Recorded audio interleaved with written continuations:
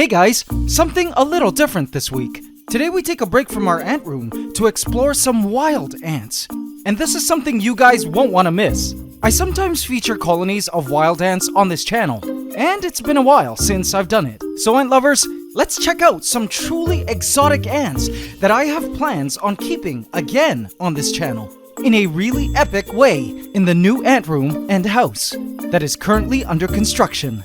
So stay tuned for details on all that coming up. But for now, it's time to check out this wild colony of weaver ants I found this week. Welcome everyone to the AntsCanada Ant Channel.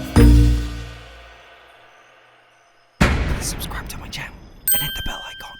Welcome to the AC family. Enjoy. I've been spending the past few days on a well-needed retreat of sorts out in the tropical farmlands of Southeast Asia. Don't worry guys, the ants and beasts of the ant room are being babysat. Or ant-sat. Larval sat? Well, you know what I mean. They're in good hands. The place I've been staying at is a beautiful 1-hectare coconut plantation with a small heritage farmhouse where I've been sleeping, with ducks all around, goats, a horse, farm dogs, and indeed a ton of amazing wildlife. I mean, check out this scorpion mimic, which was actually a type of jumping spider. Even my dog loved the place. While away on this tropical rural getaway, I decided to hunt down a wild ant colony to explore and film for you guys. And lo and behold, I managed to find one.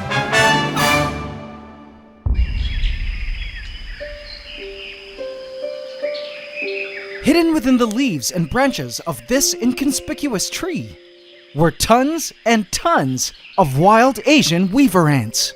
In fact, if you weren't looking carefully, you could almost miss them.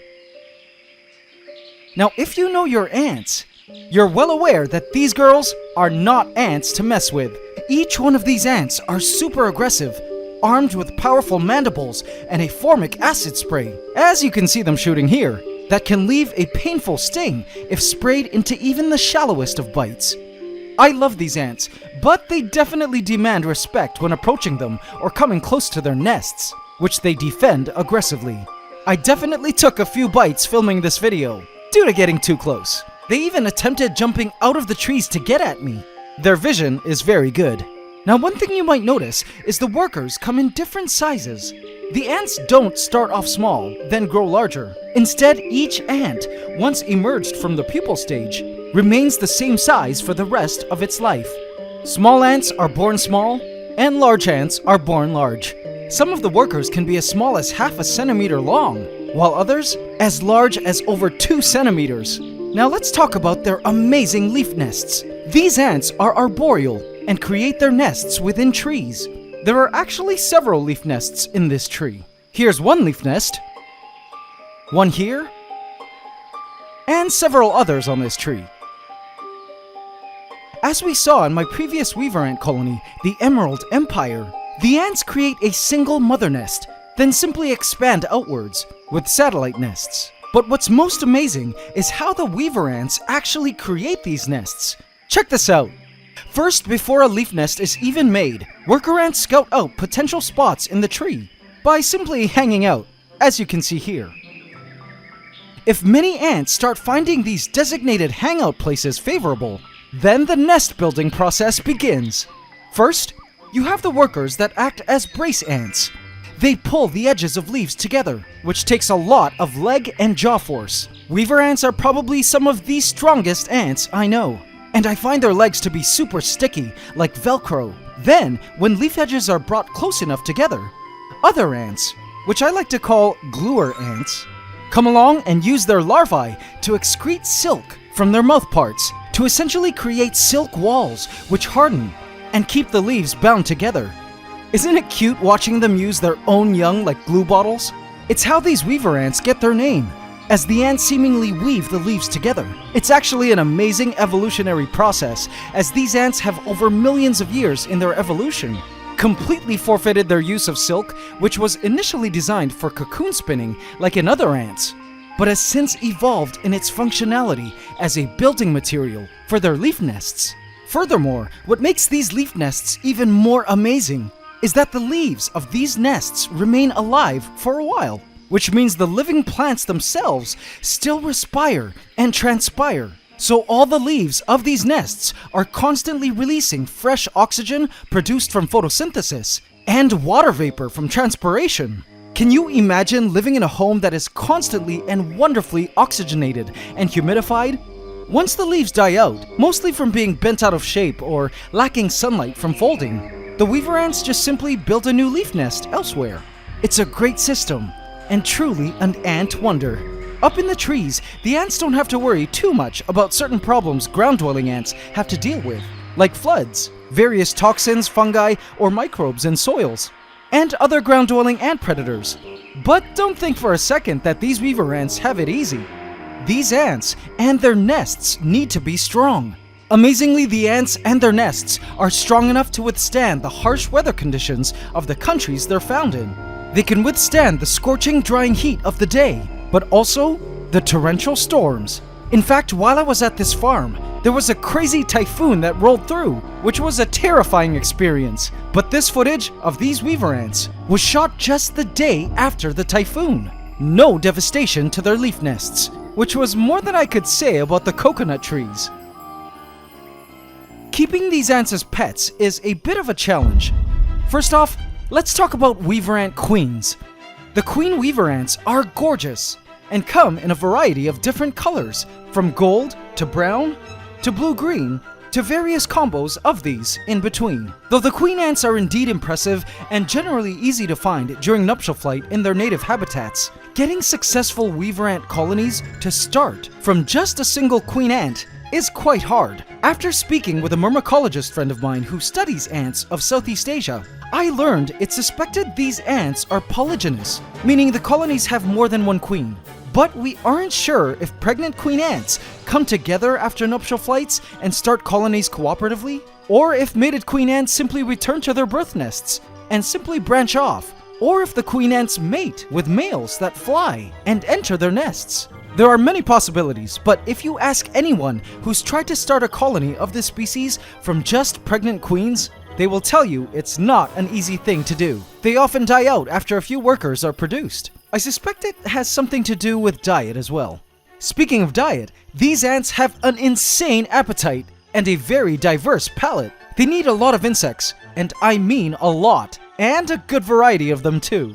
The protein from their insect prey supports the demanding silk production needed for their leaf nests. If you as an ant keeper ever slack on their food demands, they stop producing leaf nests, which could spell death for the colony. They also require a lot of sweets. They need the carbs to power the energy needed for leaf nest building and hunting. They need a good variety of sweet foods as well, and have been known to farm scale insects. As you can see here, the weaver ants aggressively defend their leaf insects, which produce sweet honeydew as a byproduct. Sometimes this is hard to replicate in a captive setting. Finally, keeping an actual large tree alive in captivity is also a bit of a challenge. And as the colony gets bigger and bigger, it becomes harder and harder to keep up with their demands. And if you ever slack on providing any of their requirements, they eventually deteriorate and die out. I actually had to make the difficult choice this year to release my beloved weaver ants, the Emerald Empire, back into the wild during the strict lockdown placed under my city in response to the pandemic, due to an inability to provide the ants with their needs.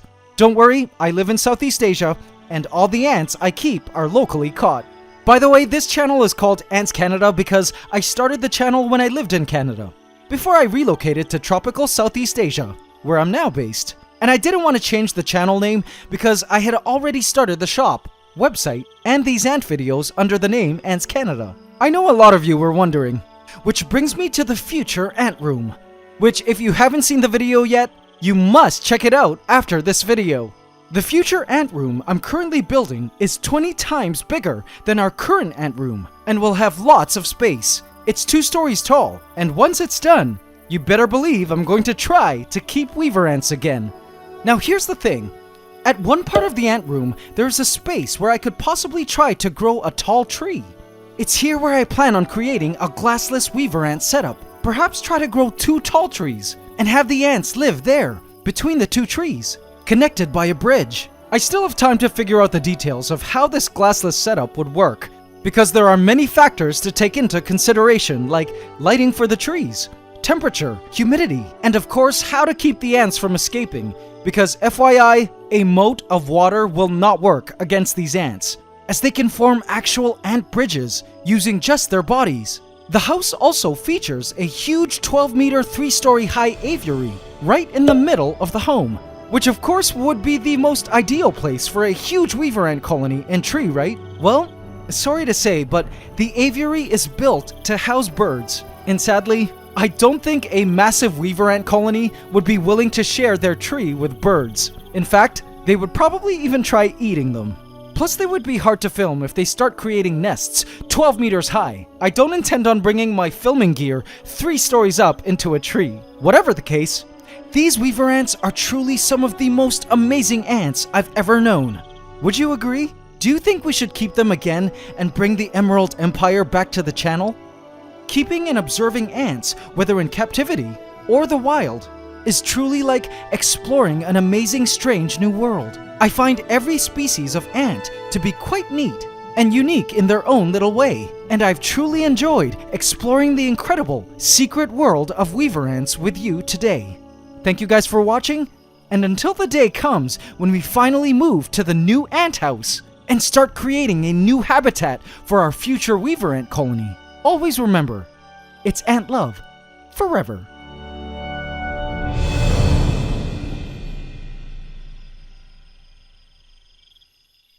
AC family, did you enjoy this wild adventure into the lives of weaver ants? So much is ahead for our ants of the ant room and future ants. As soon as we move into the ant house sometime next year, they've already completed the 2nd floor and are now working on the roof deck. So if you haven't yet, do smash that subscribe button and bell icon now, and hit all so you get notified at every upload. Also, don't forget to hit the like button every single time, including now. It would really mean a lot to me, guys.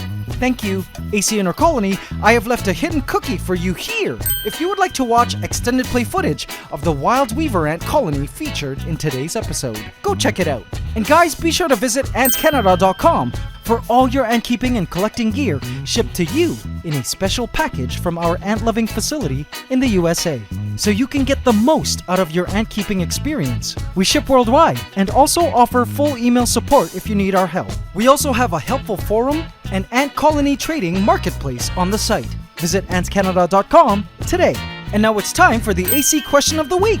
Last week we asked, why would adding full-sized plants in some of the terrarium options possibly make things more complicated? Congratulations to Emily Ulander, who answered, bigger plants require soil to grow, as well as scaling of the themes would look odd. If using soil, the colony is likely to build their nests in the soil as well. Congratulations, Emily, you just won a free Ultimate Ant Keeping Handbook from our shop. In this week's AC Question of the Week, we ask, why are weaver ants called weaver ants? Leave your answer in the comment section, and you could also win a free Ultimate Ant Keeping Handbook from our shop. Hope you can subscribe to the channel as we upload every Saturday at 8 a.m. Eastern Standard Time. Please remember to like, comment, share, and subscribe if you enjoyed this video to help us keep making more. It's Ant Love forever.